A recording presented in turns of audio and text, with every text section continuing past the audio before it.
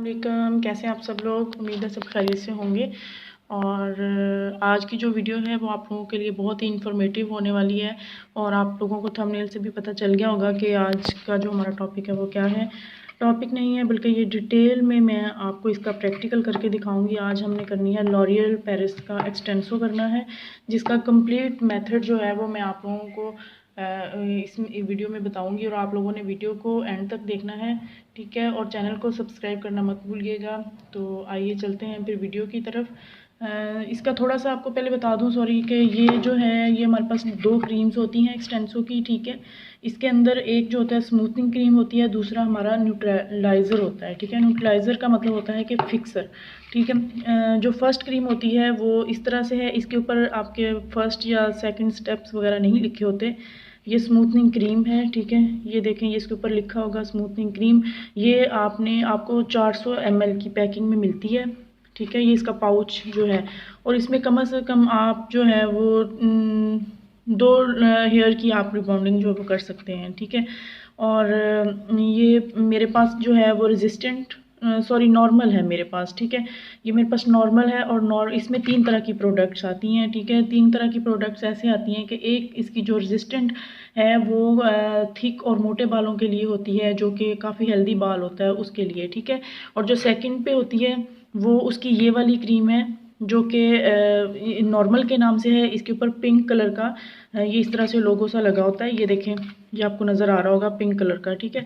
ये लगा होता है। तो ये जो है ये नॉर्मल हेयर के लिए होती है। और एक बिल्कुल पर्पल कलर में आता है, वो जो है वो इसका टोटली जो थोड़े डैमेज हेयर पे तो खैर नहीं, लेकिन ये है कि थोड़ा कलर्ड हेयर, ट्रीटेड हेयर जो होते हैं उनके लिए होती है, वो सेंसिटिव हेयर के लिए होती है, ठीक है। तो लॉरियल का ये सबसे अच्छा है मेथड कि उन्होंने 3 हेयर्स के लिए, डिफरेंट टाइप्स के जो हेयर्स हैं उनके लिए डिफरेंट उन्होंने क्रीम्स जो हैं वो बनाई हुई हैं, ठीक है।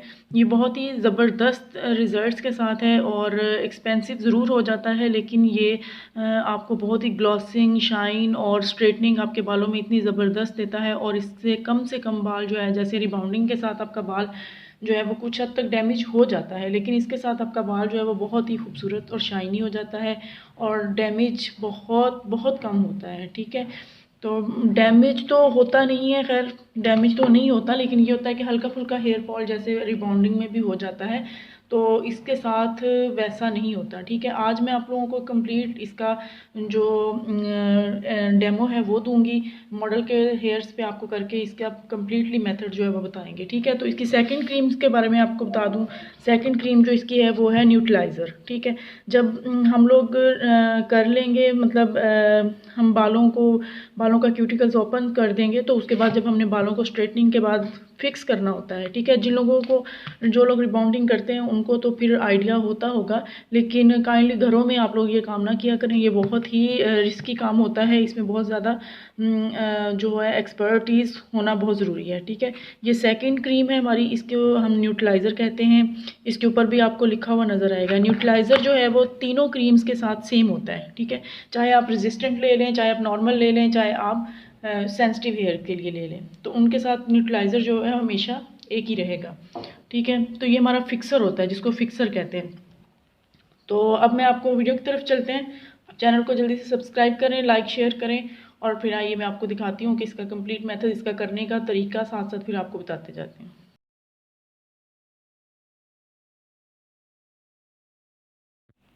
ये आप लोग देख लें, हमारी मॉडल के हेयर्स काफ़ी ज़्यादा कर्ली बाल हैं, तो वो स्ट्रेटनिंग करवाना चाह रही थी, तो इस वजह से फिर हम लोगों ने इनके लिए लॉरियल का प्रोडक्ट जो है वो चूज़ किया। बाल भी वो कह रही थी कि मेरा डैमेज ना हो, मुझे अच्छी प्रोडक्ट्स चाहिए, ठीक है।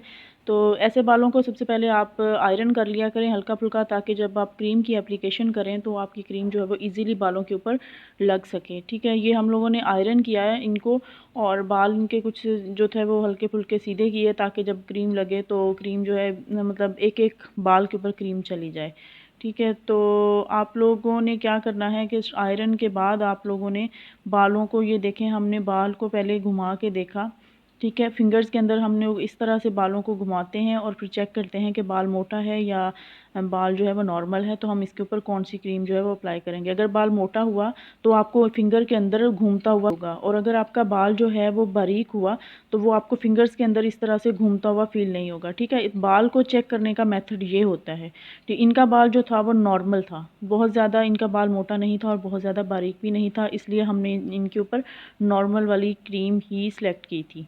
ठीक है, तो ये अब हम इनकी पार्टीशन कर लेते हैं। पार्टीशन इस तरह से करनी है आपने कि अगर आपके पास 2 बंदे एप्लीकेशन के लिए मौजूद हैं तो आप लोग 4 पार्ट्स कर लें, ताकि 2 पार्ट्स जो हैं वो डिवाइड हो जाएं और आपका टाइम जो है कम से कम लगे। इसकी जो एप्लीकेशन होती है फर्स्ट क्रीम की, ये इसकी टाइम पीरियड जो होता है जस्ट 20 मिनट, 15 टू इतनी लेंथ के ऊपर 20 से 15 मिनट्स आप के अंदर अंदर आप लोगों ने जो होता है वो क्रीम की एप्लीकेशन कर लेनी होती है। आप लोगों ने कोई गपशप नहीं करनी होती, कोई आपने इधर उधर की बातों पे ध्यान नहीं देना होता। जब ये काम आप कर रहे होते हैं तो आपका कंप्लीट फोकस जो है वो आपके काम के ऊपर होना चाहिए। ठीक है, ये देखें मैंने मेरे पास जस्ट मैंने खुद ही एप्लीकेशन करनी थी, लड़कियां थी मेरे पास स्टूडेंट्स, लेकिन ये था कि मैं इस तरह का काम अभी उनसे नहीं करवाती। तो ये देखें मैंने 3 पार्ट्स में डिवाइड कर लिया बालों को, और मैंने एप्लीकेशन जो है इनकी 3 पार्ट्स में ही की थी इस तरह से। ठीक है, ये काम बहुत रिस्की होते हैं और आप लोग वीडियो को एंड तक देखा करें, कंप्लीट देखा करें, समझा करें, और फिर जाके आप लोग अपना प्रोफेशनल जब वर्क करेंगे तो सबसे पहले आपकी प्रैक्टिस इसके लिए बहुत ज़रूरी है। प्रैक्टिस के बगैर ये काम आप लोगों ने बिल्कुल भी नहीं करना। ठीक है, ये हमारी स्मूथनिंग क्रीम है, इसको हम निकालेंगे, जस्ट उतनी ही क्रीम हम निकालेंगे जितनी के एप्लीकेशन हो जाए, हम थोड़ी थोड़ी करके क्रीम निकालेंगे। ठीक है, एक ही दफ़ा हमने बाउल को नहीं भर लेना होता, फिर हमारी जो क्रीम होती है वो वेस्ट हो जाती है।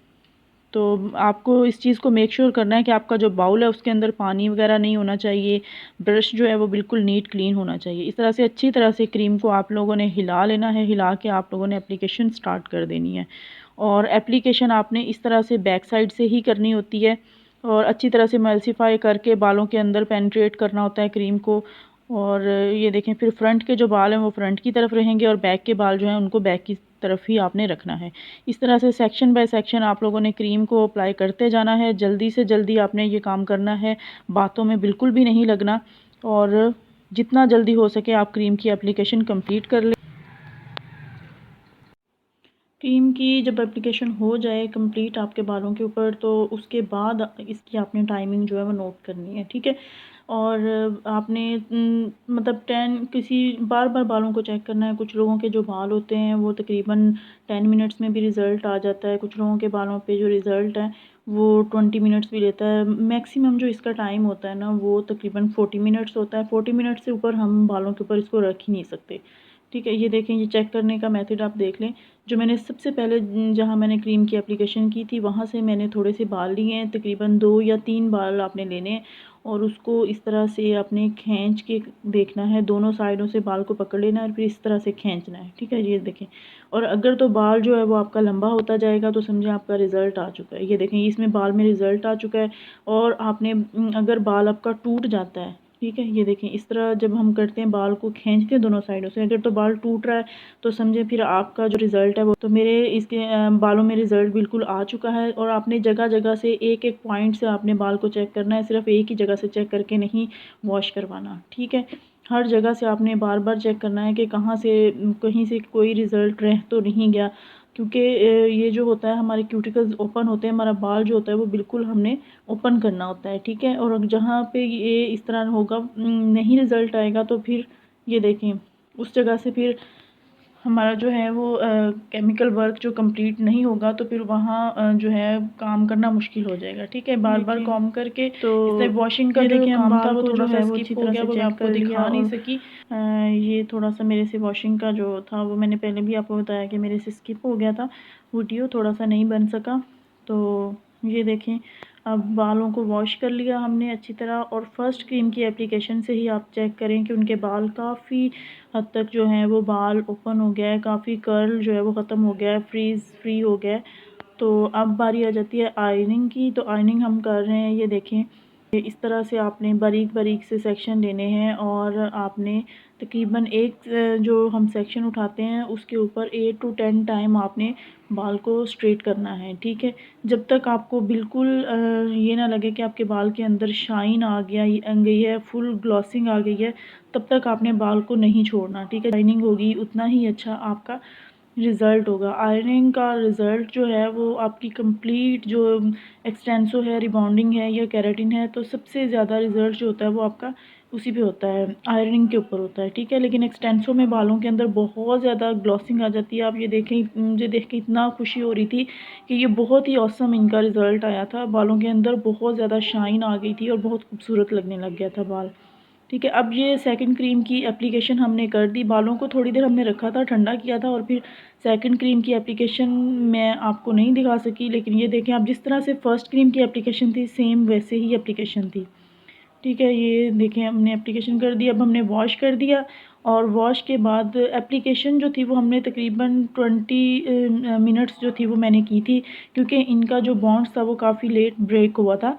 तो इस वजह से मैंने 18 मिनट मैंने तकरीबन इनके बालों को दिया था, ठीक है। उसके बाद वॉश करवा दिया बाल, और आप देखें आपके सामने है कितना खूबसूरत रिज़ल्ट आया है, बहुत ही प्यारा।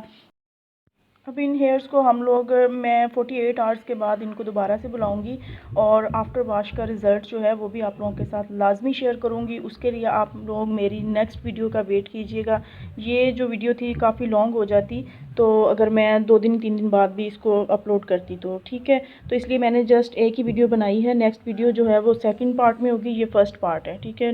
मिलेंगे अगली वीडियो में। अल्लाह हाफिज़।